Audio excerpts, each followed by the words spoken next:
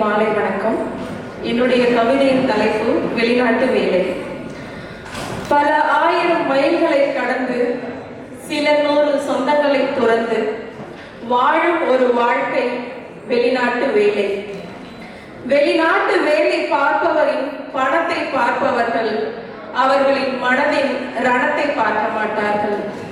வெளிநாட்டு வேலை பார்ப்பவரின் பணத்தை பார்ப்பவர்கள் அவர்களின் மனதின் ரணத்தை பார்க்க மாட்டார்கள். சிறு கடனுக்காக கடல் கடந்து வந்தோம், அதற்காக நாம் இழந்தவை.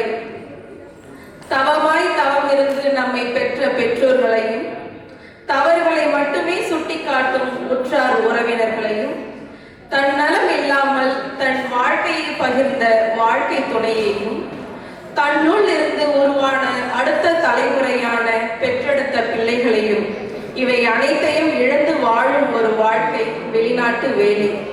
இவை அனைத்தையும் இழந்து வாழும் ஒரு வாழ்க்கை வெளிநாட்டு வேலை. வெளிநாட்டு வேலை பார்ப்பவர் ஒவ்வொரு நாள் வாழும் வாழ்க்கை தனக்கானது அல்ல. ஒட்டுமொத்த உழைப்பும் தியாகமும் தன்னுடைய குடும்பத்திற்காக மட்டுமே.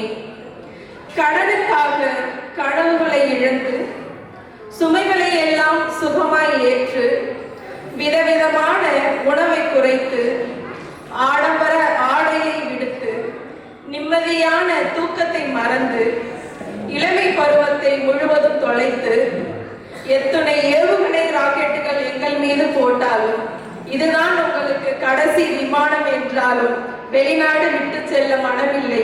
ஏனென்றால் இதைவிட உயிர் போகும் பிரச்சனை பல ஊரில் காத்து கொண்டிருப்பதால் விருப்பம் இல்லை என்றாலும் விரும்பியவர்களுக்காக மட்டுமே செய்யும் வேலை வெளிநாட்டு வேலை.